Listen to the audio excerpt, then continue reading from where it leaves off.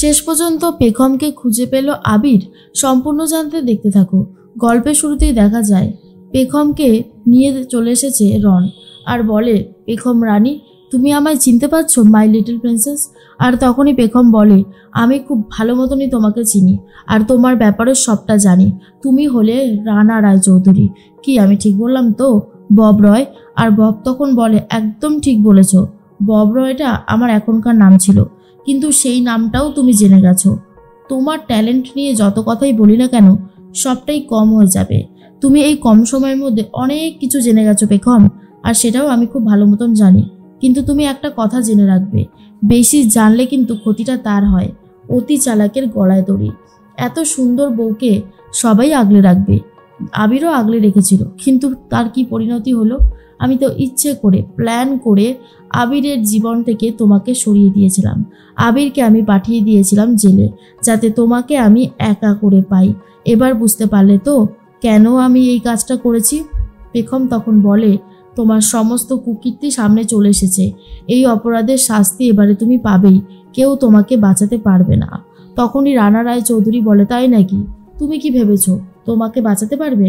তোমাকেও বাঁচাতে পারবে না। এই যে দেখেছো গর্তটা রয়েছে, আজকে যদি আমি তোমাকে এখানে ফেলে দিই, তারপর এর ওপরে ভালো করে মাটি দিয়ে চাপা দিয়ে দিই, তাহলে কে খুঁজে পাবে তোমাকে? কে খুঁজে পাবে? পেখম বলে, এটা আপনি করতে পারেন না, কোনোভাবেই না। আবির ঠিক আসবে, ও আমাকে বাঁচিয়ে নেবে। তখন রানা রায়চৌধুরী বলে, তাই নাকি? আবির তোমাকে কোনোভাবেই এবারে বাঁচাতে পারবে না। তার সমস্ত রাস্তা এবারে আমি বন্ধ করে দেব। হ্যাঁ, আমি। আর এটা শোনার পরেই পেখম বলে, সেটা হবার নয়, আবির আসবেই। এদিকে আবিরের মনটা ছটপট ছটপট করতে থাকে। আবির কি করবে নিজেই বুঝে উঠতে পারছে না। একবার ভাবে ফোন করবে, আরেকবার ভাবে যে ফোন করাটা কি ঠিক হবে এত রাতে? না, আরেকবার ট্রাই করে দেখি। এরপর বারবার করে অফিসারকে বলছে, আর অফিসার বাধ্য হয়ে ফোন দেয়। তখনই আবির বলে, আচ্ছা, আমি একটা কথা বুঝতে পারছি না, পেখমের ফোন লাগছে না কেন? এতক্ষণ ধরে ফোন করছি। এর মধ্যেই তমালিকা, তারপরে স্যাম, সবাই কথা বলতে থাকে। স্যাম তখন বলে, বৌমনির ফোনে অনেকবার ফোন করছি, কিন্তু কোনোভাবেই ফোনটা ঢুকছে না। মনে হচ্ছে কোনো একটা গন্ডগোল হয়েছে, বুঝেছো? আর বৌমনি তো এত রাতও করে না। একে একে এবারে সবাই জানতে পারছে। রনিতা তখন বলে, ভাবা যায় এই বাড়ির বউ হয়ে কিরকম কুকীর্তি করে বেড়াচ্ছে। আর এই বাড়ির বউ হয়ে যদি অন্য কোনো বউ এই কাজটা করতো, তাহলে তো অনেক আগেই তাকে হয়তো এই বাড়ি থেকে বার করে দেওয়া হতো। তখনই তমালিকা বলে, কি বলছিস কি বলতো তুই? তোর কি পুরোপুরি মাথাটা খারাপ হয়ে গেছে? আবিরের জন্য পেখম কি না করছে, আর তুই ওকে এইভাবে অপমান করছিস? প্লিজ চুপ করবি রনিতা। রনিতা তখন বলে, দেখো দিদিভাই, আমি এতদিন চুপ করেই ছিলাম, কিন্তু এখন কথা বলতে বাধ্য হচ্ছি যে এতটা রাত হয়ে গেছে, কেন পেখম আসছে না বাড়িতে? বাড়ির সবাই জানতে পারলে ব্যাপারটা ঠিক কোন দিকে যাবে। এর মধ্যেই দাদাভাইয়ের ফোনে ফোন আসছে আর বলে, কি ব্যাপার, আননোন নাম্বার ফোন করেছে। তখনই ফোনটা ধরে। আবির তখন বলে, আমি আবির বলছি, এই পেখম আছে বাড়িতে, একটু ফোনটা দে না।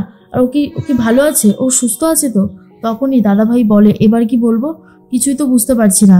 তখন রনিতা বলে, না দাদা ভাই মিথ্যে কথা বলছে, পেখম বাড়িতে নেই। আর শোনো আবির, তোমাকে একটা কথা বলি, পেখম এখন ইদানিং খুবই লেট করে ফিরছে। এখন তো ফিরেনি, আদৌ ফিরবে কিনা সেটাও আমরা কেউ জানি না। আবির বলে, এতটা রাত হয়ে গেছে এখনো ফেরেনি, কোথায় রয়েছে ও? তোমরা খোঁজখবর নিচ্ছ না? দাদাভাই বলে, তুই চিন্তা করিস না, আমরা দেখছি, আমরা খোঁজখবর লাগাচ্ছি, তুই একদম ভাবিস না আবির, আমরা আছি তো। কিন্তু আবিরের চিন্তা হয়, আবির বুঝতে পারে না কি করে সামলাবে। আর এদিকে রানা রায়চৌধুরীও বাইরে, তাই খুব ভয় পেতে থাকে আবির। তখনই এদিকে অফিসার বলে, কি মশাই, বউয়ের খোঁজ নিচ্ছিলেন ফোন করে?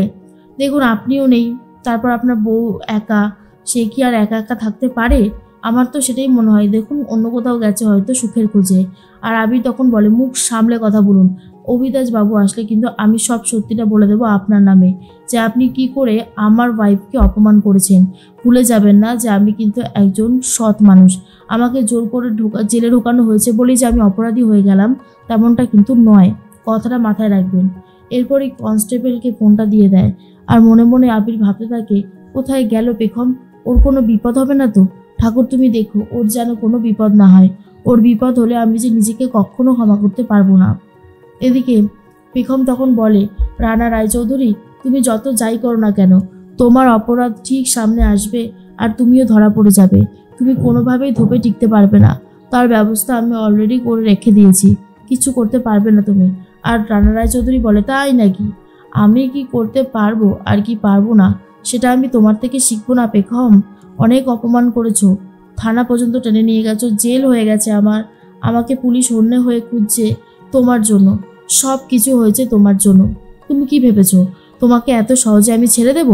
অসম্ভব, তোমাকে আমি এত সহজে ছাড়তে পারবো না। তোমাকে আমি উচিত শিক্ষা দিয়ে তবেই ছাড়বো।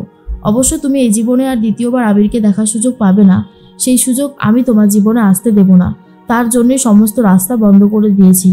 আর তখন পেখম বলে, তুমি কিচ্ছু করতে পারবে না, কিচ্ছু না, আমি এখান থেকে বেঁচে ফিরবই যেভাবেই হোক না কেন। বাড়িতে সবাই টেনশন করতে থাকে, কোথায় গেল পেখম? এইভাবে তো এত লেট করে না, একবার এগিয়ে গিয়ে দেখবো। সবাই সেটাই বলতে থাকে, কিন্তু কেউই যাচ্ছে না এগিয়ে গিয়ে দেখার জন্য।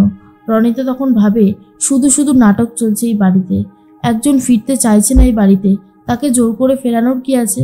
তখন তমালিকা বলে, এই রনিতা, তুই জানিস পেখম এই বাড়িতে ফিরতে চায় কি চায় না? এই সমস্ত আউফাউ কথাগুলো কেন বলছিস?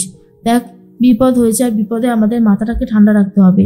তুই দয়া করে আর কোনো বাড়াবাড়ি করিস না, বুঝতে পারলি? এদিকে খুব ভয় পেয়ে যাচ্ছে পেখম, বুঝতে পারে না কি করবে। আর তখন রানা রায়চৌধুরী বলে, এবারেই সেই সময়টা এসে গেছে পেখম, যেখানে তোমাকে ধাক্কা দিয়ে ওই গর্তের মধ্যে আমি ফেলে দেবো, আর তুমি চাইলেও উঠে আসতে পারবে না। তারপর তোমার স্টোরি দি এন্ড হয়ে যাবে চিরকালের মতন। পেখম তখন বলে, বললাম তো, আপনি চাইলেও আমাকে শেষ করতে পারবেন না, কখনো না। রানা রায়চৌধুরী বলে, তুমি জানো না আমার ক্ষমতা ঠিক কতটা, আর আমি কতটা কি করতে পারি। বাড়ির সবাই চিন্তা করছে পেখমের জন্য। পেখম আবিরকে নিয়ে ভাবতে থাকে যে আবির কখন বাড়ি আসবে, কখন সব কিছু ঠিক হয়ে যাবে। কিন্তু এদিকে আবির সারাটা রাত ছটফট করছে, কোন সময় একটা ফোন আসবে পেখমের, কিন্তু ফোন তো আসছে না। এদিকে পেখমকে গর্তের মধ্যে ধাক্কা দিয়ে ফেলে দেয় রানা রায়চৌধুরী আর বলে, গুড বাই পেখম, আর তোমার সাথে কোনোদিনও দেখা হবে না। ভেবে খারাপ লাগছে, কিন্তু কি করব বলো, এছাড়া যে আমার হাতের কোনো উপায় ছিল না। এর মধ্যেই সকাল হতেই দাদাভাই চলে গেছে আবিরকে ছাড়িয়ে আনতে, কারণ আজকে আবিরকে ছেড়ে দেওয়া হবে। আবির মনে মনে ভাবে, উফ, কি যে আনন্দ হচ্ছে, মনে হচ্ছে কখন পেখমের কাছে যাব, গিয়ে পেখমকে জড়িয়ে ধরবো। এরপরেই আবিরের চোখ তো শুধু পেখমকেই খুঁজতে থাকে। সবাই তখন বলে, কি রে, বলছি পেখম আসেনি? দাদাভাই বলে, আসলে কি বলতো, পেখম তো বাড়ি ফেরেনি কাল রাতে। আর এটা শোনার পর আবির তো অবাক হয়ে গেছে আর বলে, সে কি, আর তোরা এখনো কিছু করিসনি? যা করবার এবারে দেখছি আমাকেই করতে হবে। আমি তো পেখমকে বাঁচাবই যেভাবেই হোক না কেন, ওর কোনো ক্ষতি হতে আমি দেব না। দাদাভাই বলে, একটু শান্ত হ, এত বেশি রিয়াক্ট করিস না, সব ঠিক হয়ে যাবে। কিন্তু আবির বুঝতে পারে এত সহজে সবকিছু ঠিক হবে না। গন্ডগোল যখন একটা হয়েছে, আমি ঠিক এই গন্ডগোলকে সরিয়ে পেখমকে বাঁচিয়ে নিয়ে আসবো, ফিরিয়ে নিয়ে আসবো পেখমকে ওই রানা রায়চৌধুরীর হাত থেকে।